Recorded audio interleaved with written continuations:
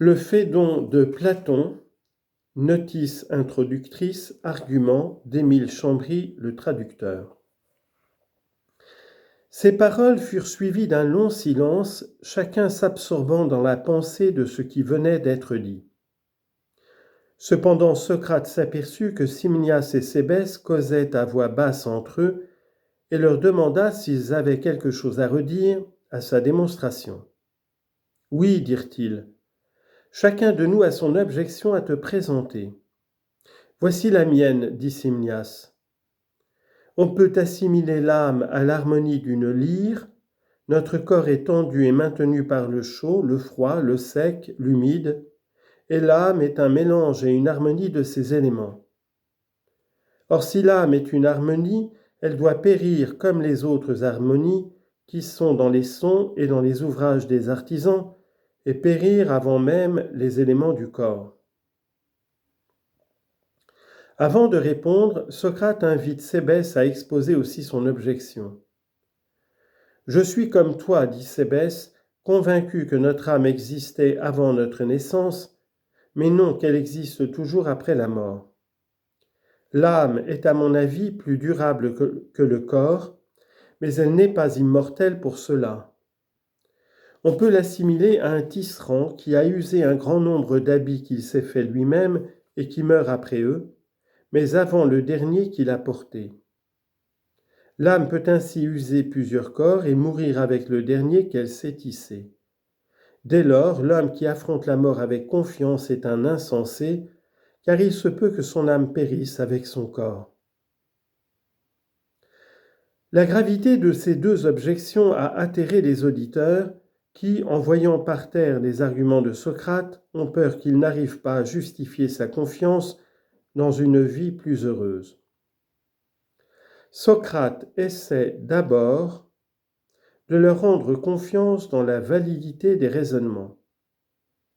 Pour cela, s'adressant à Phédon qui est assis à ses pieds, il lui remontre que les faux arguments ne doivent pas rendre sceptique et que, si l'on s'est trompé, il ne faut s'en prendre qu'à soi-même et à son incapacité, et non au raisonnement.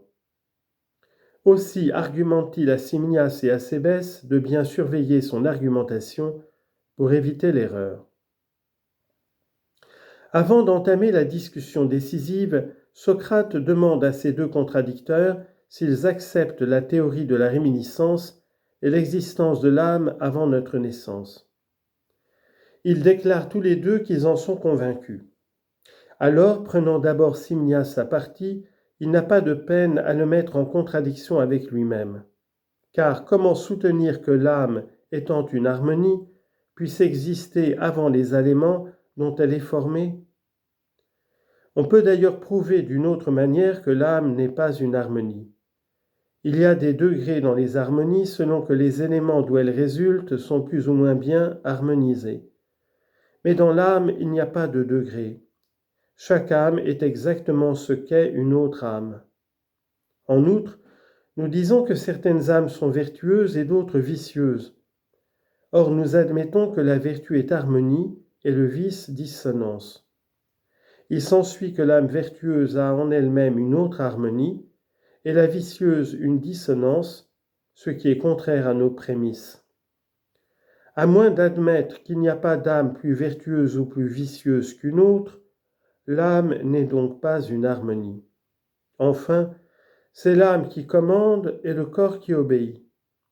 Si elle était une harmonie, elle suivrait les éléments qui la composent au lieu de les régenter.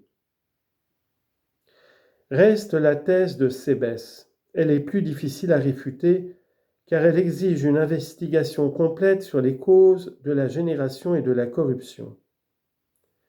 À ce propos, Socrate commence par raconter ses propres expériences. Dans ma jeunesse, dit-il, je me demandais avec les vieux physiologues quelles étaient les causes des choses, si par exemple le froid et le chaud étaient les forces qui avaient formé l'univers, si c'était le sang, le feu ou l'air qui étaient la cause de l'intelligence. Mais ces recherches, loin de m'éclairer, me jetèrent dans une telle perplexité que je me reconnus incapable de les poursuivre. Or, un jour, ayant entendu lire dans un livre d'Anaxagore que l'esprit est la cause de toute chose, je fus enthousiasmé de cette découverte. Il me parut que l'esprit ne pouvait disposer les choses que de la façon la meilleure, et je pensais qu'Anaxagore allait tout expliquer par là. Il n'en était rien.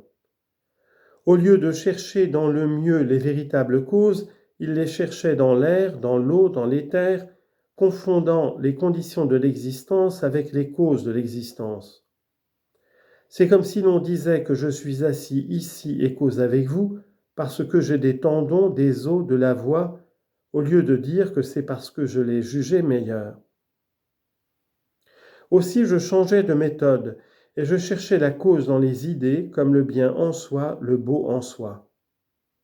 Les choses sensibles ne sont bonnes ou belles que parce qu'elles participent du bien en soi et de la beauté en soi, et de même pour la grandeur, la petitesse et les autres essences. Qu'on m'interroge donc sur la cause d'une belle chose, je répondrai simplement que c'est l'idée du beau, et j'écarterai toute autre réponse.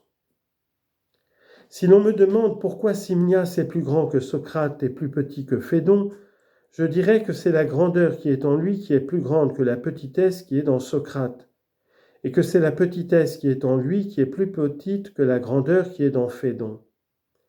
Car cela n'a rien à faire avec la personnalité de Simnias, de Socrate et de Phédon. Nous voyons par cet exemple que deux idées peuvent coexister dans le même sujet, bien qu'elles ne puissent pas se combiner l'une avec l'autre. Ainsi, la grandeur en elle-même ne veut jamais être à la fois grande et petite, et la grandeur qui est en nous n'admet pas la petitesse. Aucun contraire ne veut devenir ce contraire, son contraire, mais ou bien il se retire, ou bien il périt. Ici, quelqu'un objecta qu'on avait admis auparavant que les contraires naissent des contraires. C'est que, répondit Socrate, nous parlions des choses qui ont des contraires. À présent, nous parlons des contraires eux-mêmes, c'est-à-dire des essences. Et il est évident que non seulement ces contraires absolus s'excluent les uns les autres, mais encore que toutes les choses qui, sans être contraires les unes aux autres, contiennent toujours des contraires, ne reçoivent pas non plus l'idée contraire à celle qui est en elles, et qu'à son approche elles périssent ou cèdent la place. Ainsi le nombre 3, qui n'est pas l'impair absolu, mais qui contient l'idée de l'impair, ne deviendra jamais pair tout en restant 3.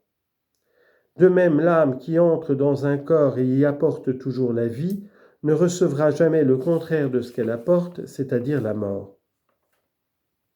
Elle est donc immortelle et par suite indestructible. La conséquence de l'immortalité, c'est qu'il faut prendre soin de son âme, non seulement pour le temps de cette vie, mais pour tout le temps à venir.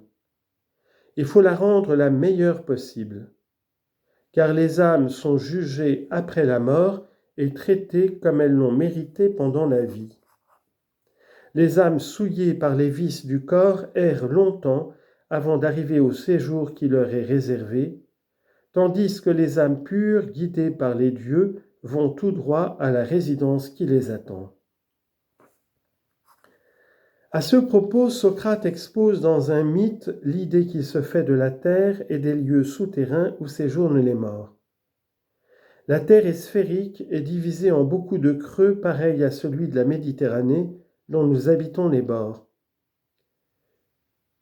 Mais au-dessus de ces creux, habités par les hommes, il y a une terre plus pure qui est située dans le ciel pur, dans l'éther où sont les astres. Elle est beaucoup plus brillante, plus riche en production et beauté de toutes sortes que la nôtre. Toutes les cavités de notre terre communiquent entre elles par des canaux souterrains remplis d'eau.